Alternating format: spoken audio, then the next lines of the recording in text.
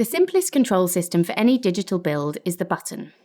In essence, a tactile switch is a small, self-contained mechanism that closes an electrical circuit when you press it. Look closely at the button itself, and you will see that it has 4 small legs underneath, which extend like claws into the breadboard. Think of these legs as single bent metal wires that are connected when the button is pressed down. This closes a circuit just like a light switch. Electrical current then flows through the button to an input pin.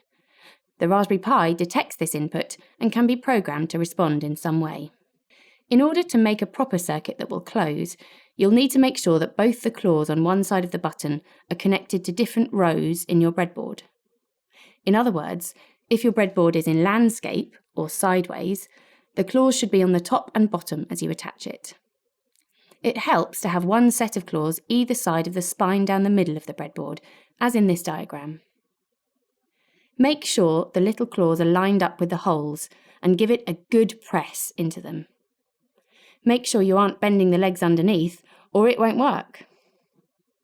Connect your wires from one numbered pin and one GND pin to the same rows as the legs. It doesn't matter which wire connects to which leg. Test your button works by running this script.